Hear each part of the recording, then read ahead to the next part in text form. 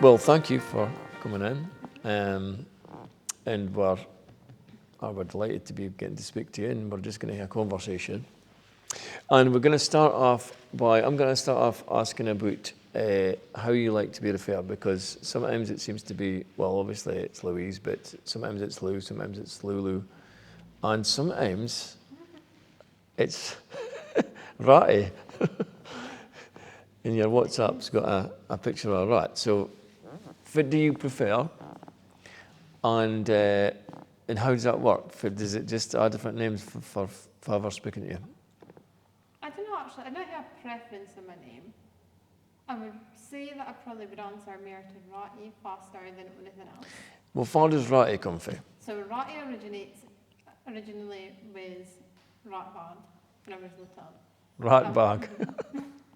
Because I was an ultra fit heap that was into Ahin, and it just kind of stopped one day.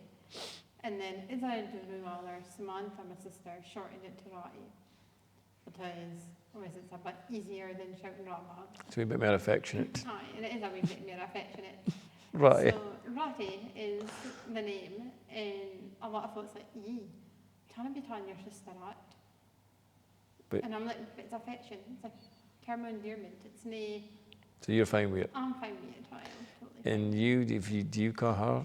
I call Samantha's sister. Sister, just. Sister. Solid sister. I'm his husband. And it will be changing probably, because I don't think I found everything else. And you'll always be sister. Right, some quick fire questions to start with, just to kind of like get a flavour. I calm the nerves, and just get a flavour of Louise. So, right, favourite food? My mum's silver-sided rice. Really? Your mum and rice? Yes. Okay. So, slow to silver-side. Slow cooked silver side. You take that out. Melt in your mouth, kind of. Aye. Right. And you add rice into the gravy. Mm-hmm. And you leave it to toast. Okay. And it is top tier, one of my favourite things. The only beef dish I still probably would eat. I've never had that. It sounds good though. It's a country like Fairman thing apparently. Oh. So it came from my granny, my mum's mum. So Silver side and rice. Fit about a sweet kind of a treat, a kind of like. I'm not massive sweet. Since my job up, I'm not massively sweet. No sweeties. But an Emily's brownie would be. Oh, aye. Mm-hmm. Do you still manage to persuade her to mark them? Well, I made them a bit. They're very hard to come by. It's like collector's items now. They're mythical almost. Emma Lois, get marking the brownies again. Okay, fit about a favourite colour. Colour would be a dusty blue. A dusty blue. Like pale, aye. Aye, that's very pale. That's nice. Fit about favourite movie. Favourite movie? Oh. It's a really hard one because we were massively into movies as parents. Mm-hmm. I love Mary-Kate and Ashley. I've never really got a preference. We introduced our own passport to Paris or Ted, so it was great. Did she love it? Well, is it dated we're now? easing in. Aye. What else would I love an 80s movie. I really enjoy an 80s. You like an 80s movie? Aye. I was growing up. That was my era. That was Mum's fault. Mum loved Oh, it. she'd have, aye. So I did media studies at Academy. There were a little foot movie one, and I thought, I'll do Top Gun. So I basically spent a whole year. Top Gun, class. Fit about one of the. Did you mind one of the John Candy movies, or like Breakfast Club and all that? They were just. I was iconic. actually watching 16 Candles at a Bloody Fiddle. 16 Candles, was that Molly? That was the same person, was it? Wow. Right. Fit about a fashion accessory, because you're quite a fashionista. It would either be a bit of jewellery or a silk scarf. Silk scarf. Good. Fit about songs, worship song and secular and non-worship, if you listen to it. Nostalgic reasons. Dancing in Moonlit by Top Loader. Oh, aye. And worship songs currently in my head runs in a loop is Holy Forever and Faithful Now and Faithful Then. Good songs. Good songs. We did not do, we got to do both of them this weekend, but I don't kind of end up doing any of them, but aye, Holy Forever, it's quite a favourite verb, do you know, is it? Okay. Well, that was okay, wasn't it? Is there any other questions? Yeah. About, do you love or hate Fibrodysplasia? It's growing on me, but only because of Benjamin. Because he's playing a bit, isn't he? Aye. I've never been into Fibrodysplasia. Aye. I think the camera people will be saying amen to that. They're not Fibrodysplasia guys, so we'll move on. I was actually invited to a Scotland game once, and I was like, and I seen him for the first. I was like, it's a nice thing to do. Did you go? Huh? I did though. And hey, the atmosphere's great, but I'm not a clue.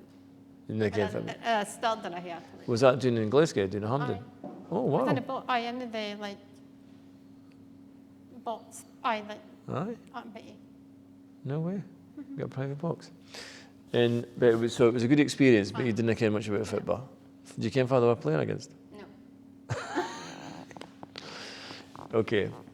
Tell us a bit about tell me about your early life, if you mind, your upbringing and just I grew up in Azarty with my mum, Siona, my dad, David, and my sister, Samantha.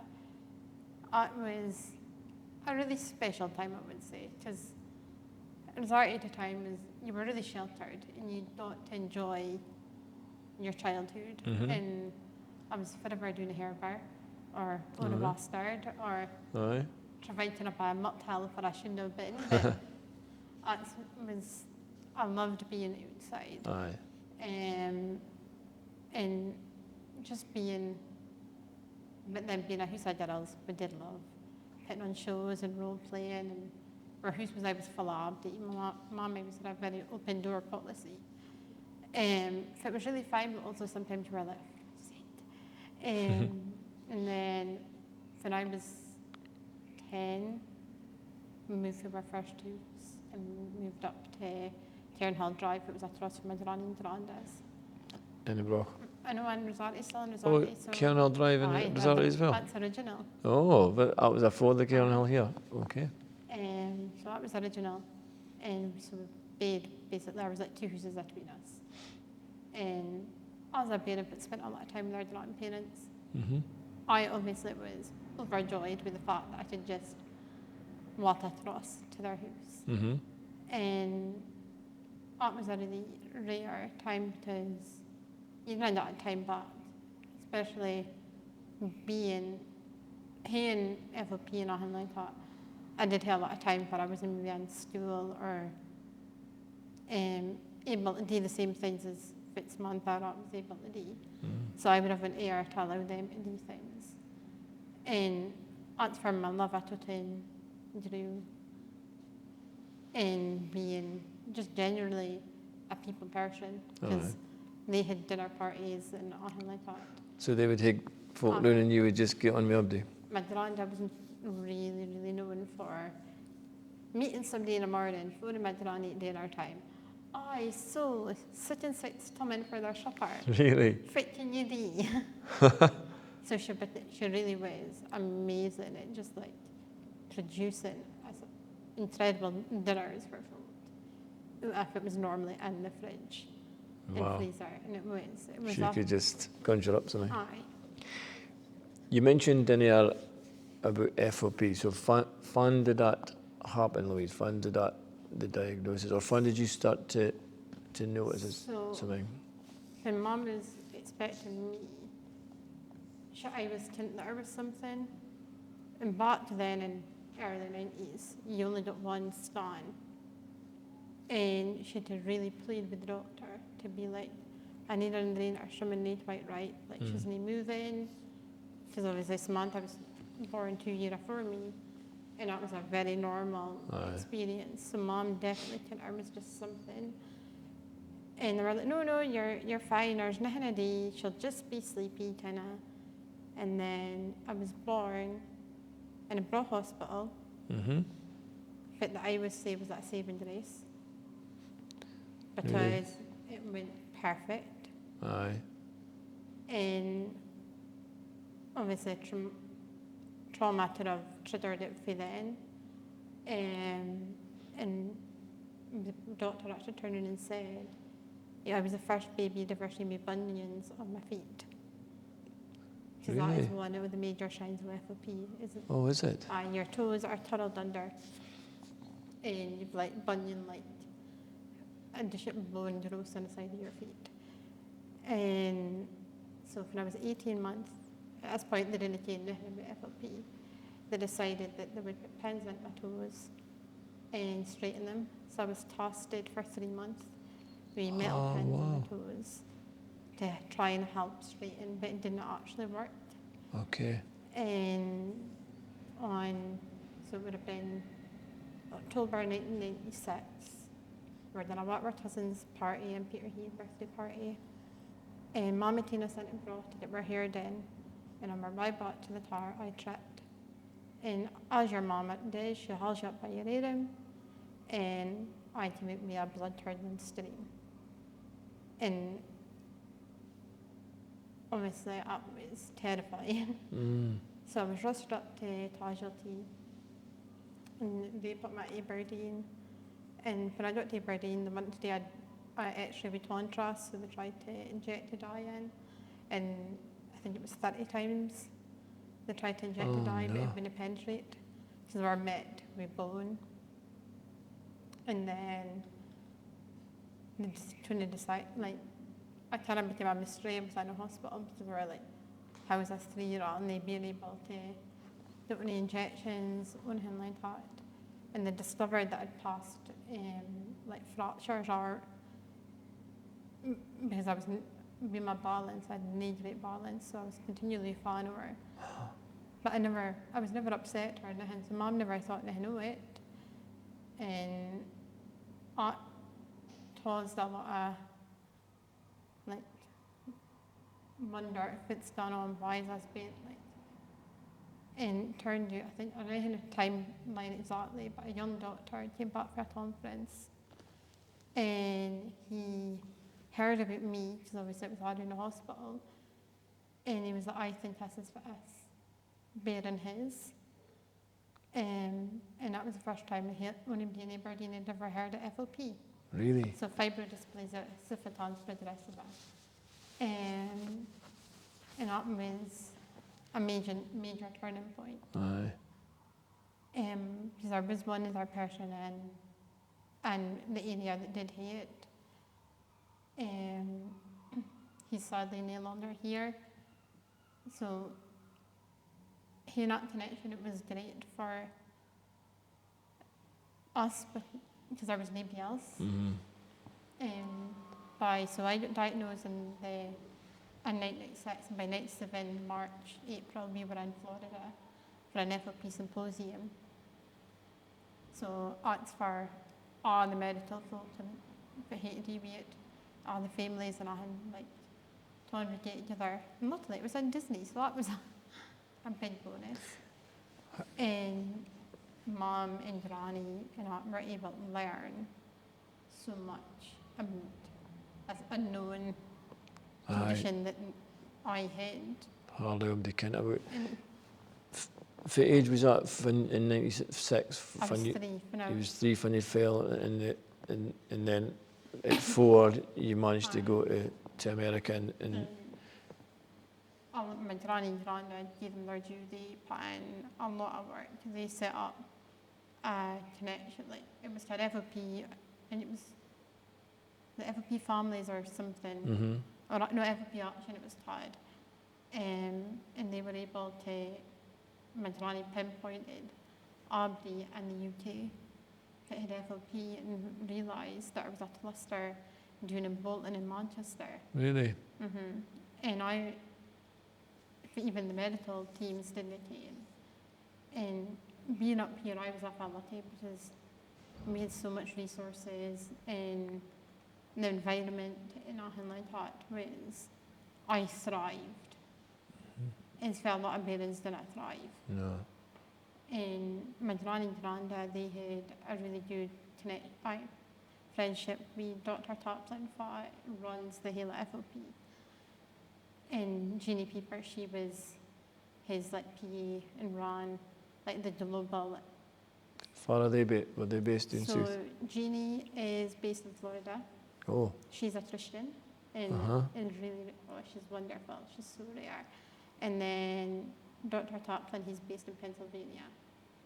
But must have been, I was a teenager from Oxford University. They set up a lab for FOP. And it was when a gene was discovered that unlocked, how the gene that unlocked Tahan. It was a huge, achievement in the medical world, because it's the biggest thing in 100 years. And that it happened. So we were actually the first to get the phone call about it. I think because they had so much to do with Aachen. And it was a great thing, but for me, I never did it. I was, what's the word I'm looking for?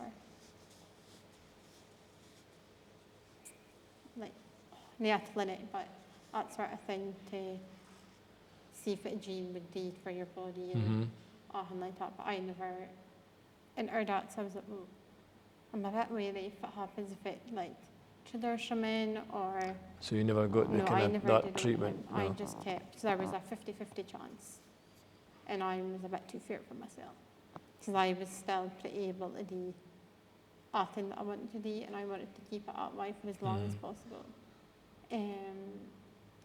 So I was. Describe this fit.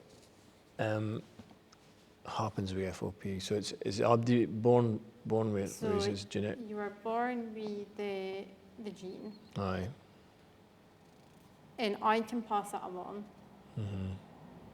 But it would be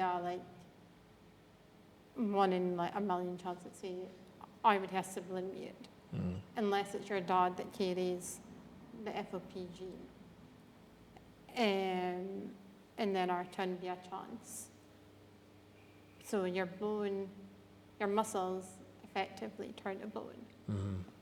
And bone spurs can grow, and you're not meant to get stress and things can trigger it. Or if you fall, it can also trigger it. Aye. So I was trying to keep myself very much on a healthy level. Yeah. That, do you know how I went to do, but also being off a safety conscious, that if I do it, we want to work out for the best. So it's killing your limitations and things like that. And obviously my jaw locked, that was a huge thing. That was the year month I was pregnant with Aurora. And that's one thing I really didn't want to happen. So it was I love my food. And the thing about I couldn't put the jaw had locked, and their diet wasn't great and things like that. And I really love food. I don't want to stop eating. So I was about 22 when that happened. Aye. And that was really, really scary. Because with FOP, you get hard flare-ups and then soft flare-ups. So my whole jawline just expanded. It was huge. Aye.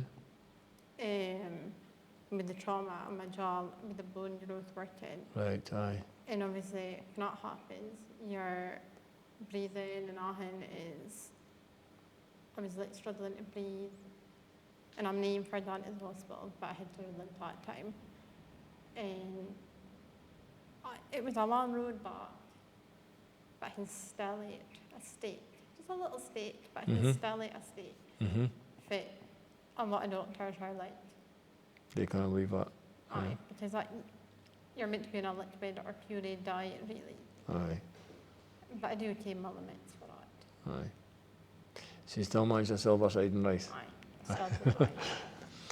But how, so it's a very rare diagnosis, for somebody to be diagnosed with. How many roughly in the UK would there be? There's about 70 folk. 70 folk.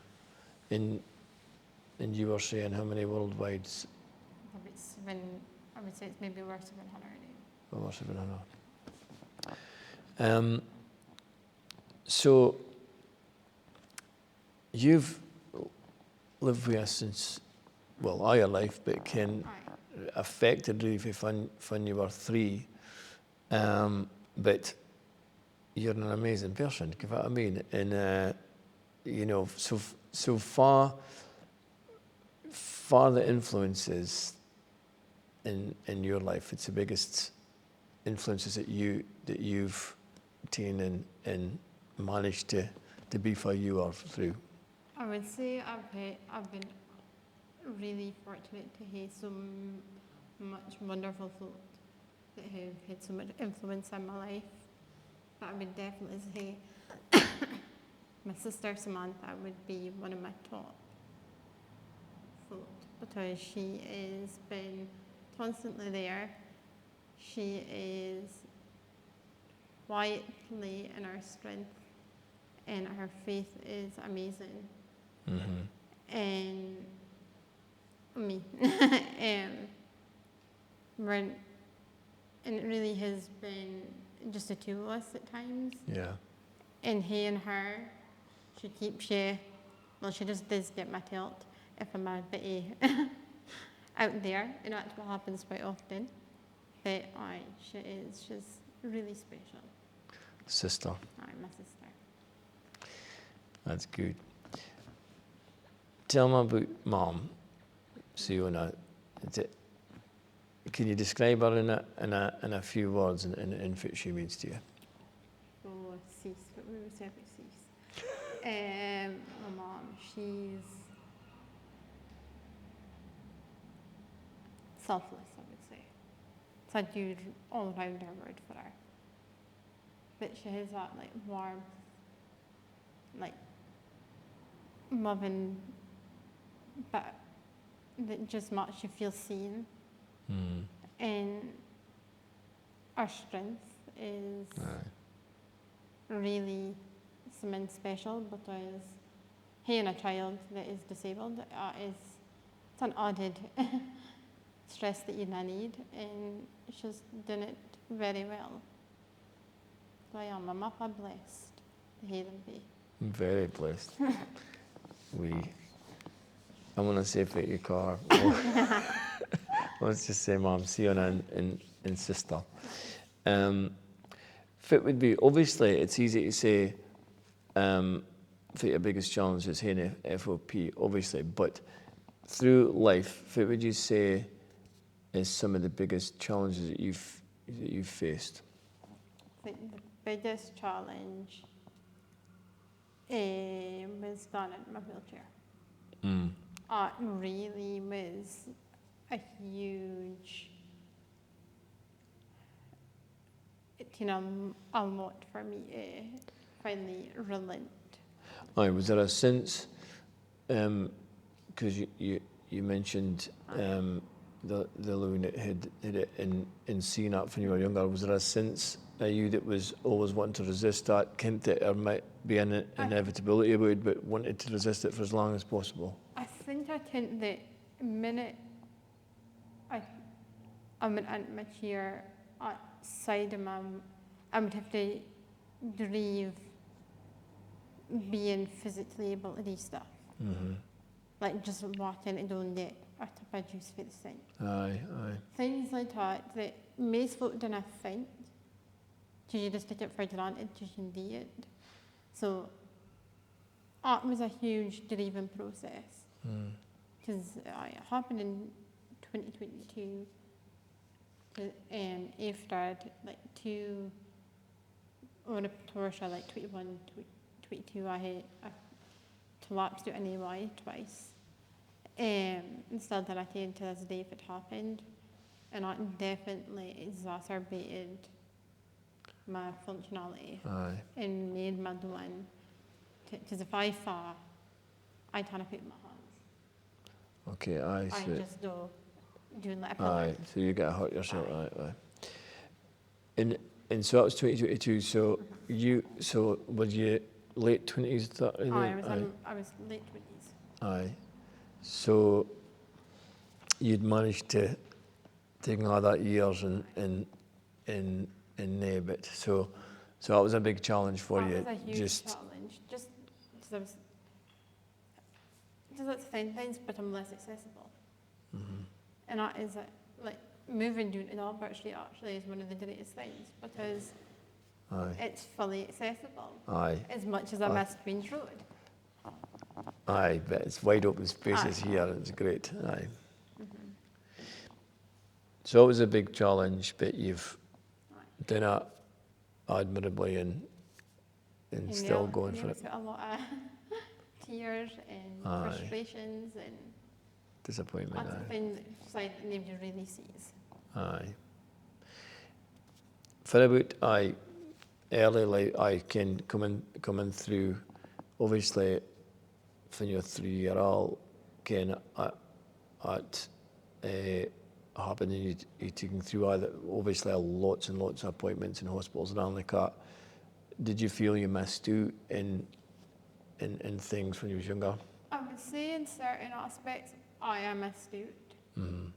Because when it came to school and things like that, especially academy, that's where I would have really struggled to find my place, feel like, I think as a teenager you've a lot done on anyway, but when you're not in school all the time, I was building relationships and great relationships with school, but when I would have been in, if I had been in it like maybe 3-4 weeks plus, something when you would give I was really bad for changing my hair and things like that, so I maybe attribute to that, but then maybe being able to drive, and I'm starting to drive. Obviously there's a lot of able-bodied folk that cannot drive, so it's no, but it's just being like Nahin choice, I suppose. nahin choices, that's a difficulty. There was a lot of things I had to like come to terms with and understand, and but I've always had a very much open and positive idea on life, and that often works out. And I do think my faith build feeds into that, to being able to hear that side of it. Absolutely. I was going to ask you a wee bit about your faith in it a minute, but you mentioned your grand and your grandma, like being so close to them. How did you deal with that when your granddad passed away? That was really, really a horrible time, because I was just starting academy. And I had like that, and I really did struggle. Nae he and him here, because he was always a constant.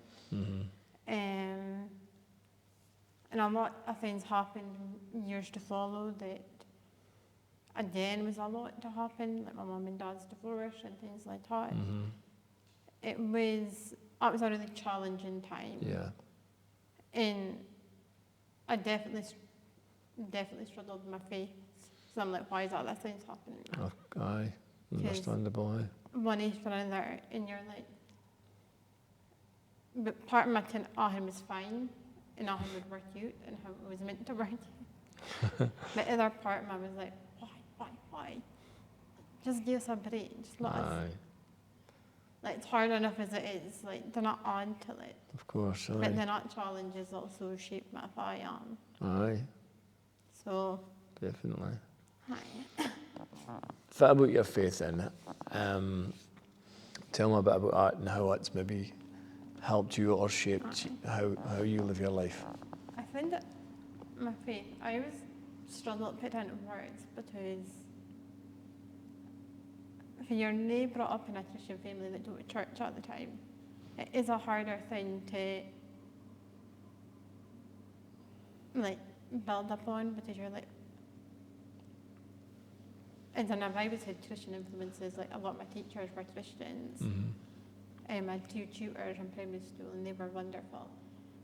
And like Mr. Noble and Academy, I spent a lot of time with him. Aye.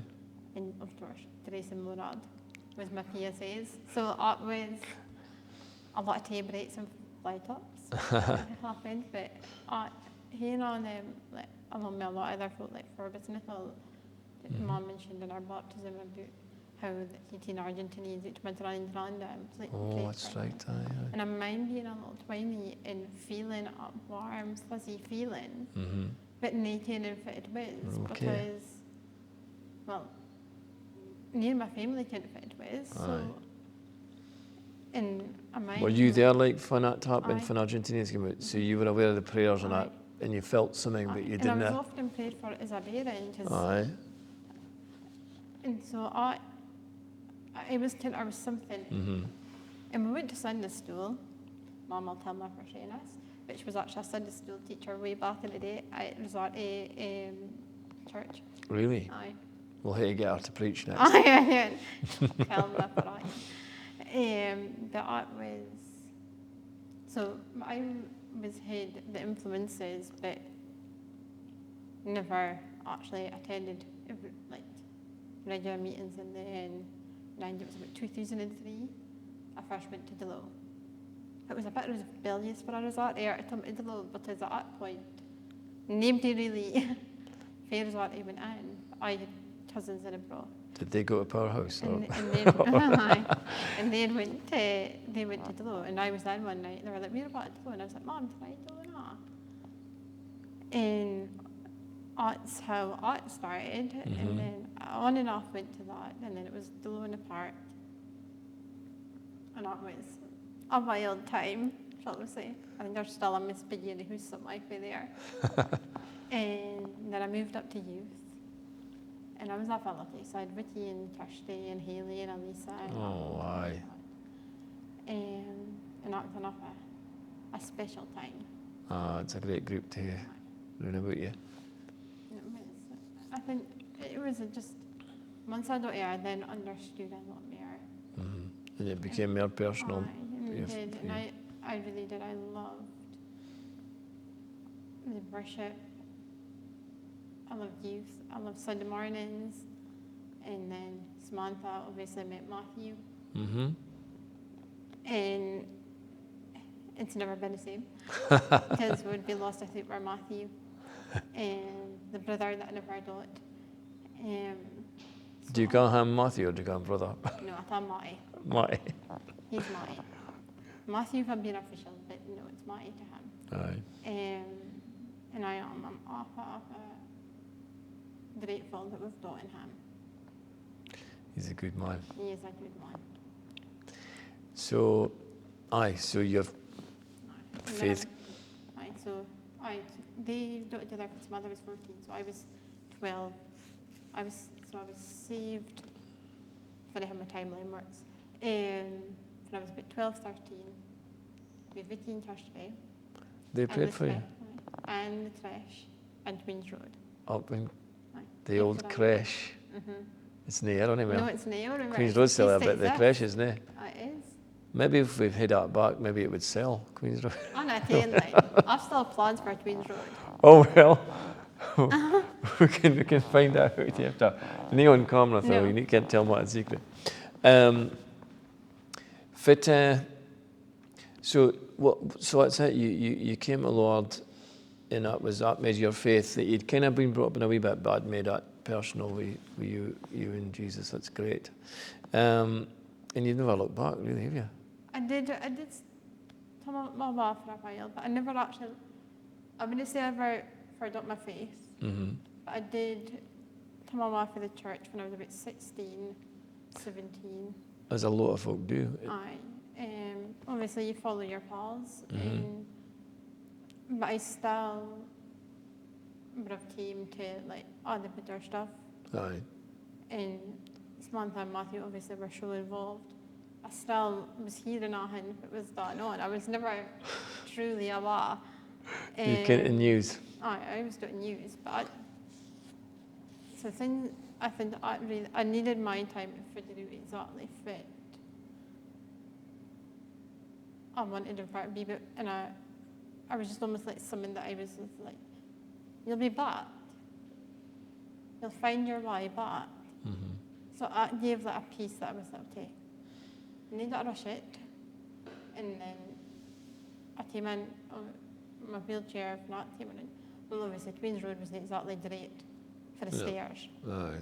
And I was still walking because in the years, like maybe about 2-3 years after plus, I went into my chair. Stairs was near my friend, and obviously Queen's Road is Stairs all the way. stairs all the way. So I didn't feel really, I was almost felt like a blocked. And there was times that Mum's like, no, you're done. Mm-hmm. And I still mind being wheeled from the auditorium right through and up into the doors of small hall. And I'm like, howling Dale and nothing, but I'm like, I'm here for you. I'm here. And then we moved in here, and it's been amazing. Aye. It's great, isn't it?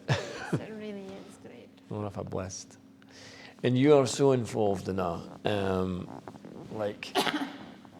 I mean, the community cafe, you're practically running a team. No.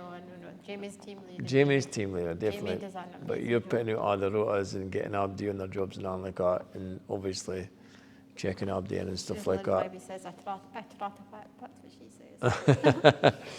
In the food bank, decor, there's lots of things you're involved with. And just speak a wee bit about that, because again, we've spoken before, and you ken Abdi that's coming in, you can speak to Abdi, you ken Abdi's names. You seem as if you love it, like Ken. I really love. Serving is definitely my vocation in life. Yeah. It's one of my strengths. It's what I'm good at. And hearing that connection with folk and getting down to their level at times is so important, because nobody feels seen or heard or loved or even gets connection with folk on a daily.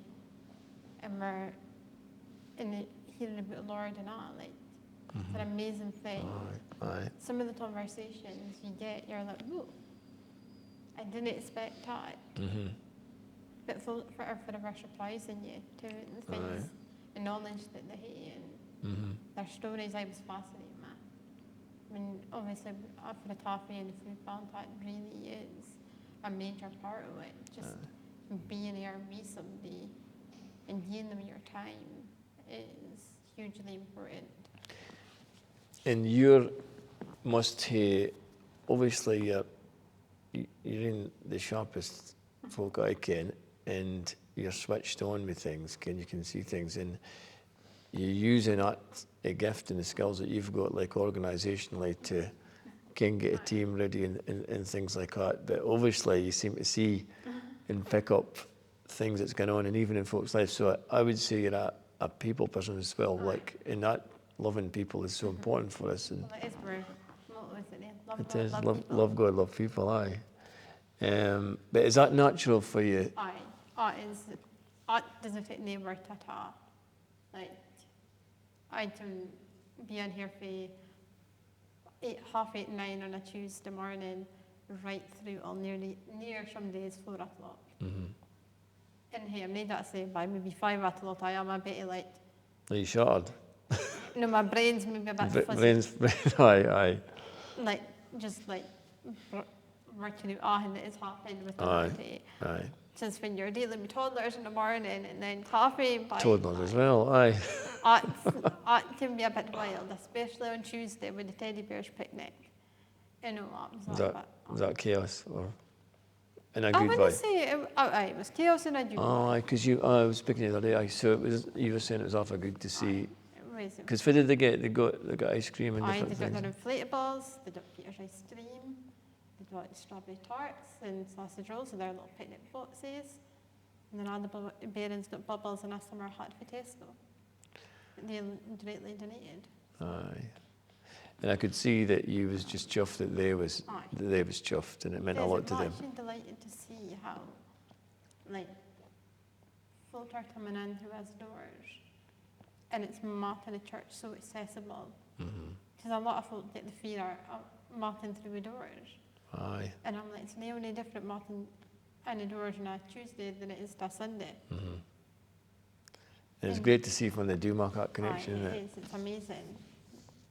And you're like, oh, I'm so excited you came. And it's even better when you see them coming back. Oh, aye. For about, while we were getting ready and I think if folk were coming in food bank and you would have usually been on there, Ken, so Mum's covering for you. Tell us a bit about that, Ken. It's obviously sometimes a bit tough to see, I suppose, but Ken, what does that do within you? It's not actually a ministry I've ever seen myself in, but it's definitely, it's so different for the toffee, even though it's our community team base. You've a different level of connection with folk and the food bank, because there's a vulnerability here that a lot of folk don't like coming in and asking, and don't feel like they're worthy. And it can be really tough, but we're really blessed to have an amazing store full of Ahin. And I was something to feed somebody. And I think he not night, on Wednesday night, as it is a night, it's one of the vital times, because a parent can come down once our parents are in their beds or are busy doing something, pick up a parcel, and they're needing miser because they're getting fed. And it's awful. It can be a special time. And it does help you build connections for folk in the toffee as well. Aye, because that crosses over they did an amazing job, and it's an amazing ministry. It really is. The team do so well. And so that's Toddlers, Coffee, Food Bank, decorations. Now, I mean, you and Samantha, far did you get your kind of fashion and design stuff here? Because you've always been known for that. I would say, well, Mum would say it's not for her. But I would say probably my granny was very artsy and I loved creative design. So I would say that's thought it was root for, but then we have developed it in Rochelle's and worked at it and we just love bonny things. And it Martha, obviously Samantha's creative team lead for here. So she's roping you in anyway, isn't she? You're not getting off Loves yet. Loves uninstalled is Samantha. And it's just special. Because there was actually somebody on Tuesday that came into toffee and Mum was just delighted because of course she asked her, oh, why did that? It's off a bonnet. Well, she was treated. So she got to say that. And I think it brightens folks' days seeing and hearing the version of sailboards and all. Aye. I think that really, it just stops folk in their tracks Aye. to read it. Aye, And it's hopefully brilliant. resonate with it. Aye. No, it's a gift, and it is. It makes a real difference, and you see folk taking their photos and all like that, and there's a verse behind. But even some of the stuff we've got in our set today, Ken, is decor team. But it's just amazing for how you serve and how you just blessed us like we we fire are like, really. So people will be watching us. If you got something that you would want to say to somebody watching, just to give them a bit of encouragement, give them a bit of hope. You're an inspiring person, and you're an incredible person, really. And we're just, as I say, really blessed to hear you. But what would you say to somebody that you would want to just give them a bit of a message, I mean, I think that's even the biggest questions, because it's such an important question and all. I would say, no matter what you're facing, if it's visible or if it's hidden, you're never alone in it. And especially if you've got your faith, it helps a lot, because it gives you something to lean on and a pillar. But God can taught even the hardest chapters and weave something wonderful out it, and I think I'm a testament to that. Absolutely. And it's just being comfortable within your shell and letting go of your expectations in life and just letting Him run with it. Letting God be the main story writer and talking. Things might never work out how you want it to be, but it does turn out to be pretty great. Wow. If you just follow His path. Well, you are the most wonderful example of that we've got, and you bring a lot of joy, and you're a phenomenal example. And like I say, you're an inspiration. So thank you so much. Thank you very much to you guys for asking me.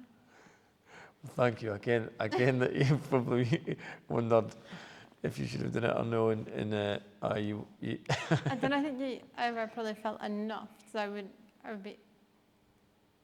Other full I would probably put way before me. So I think that is very much more so that it is.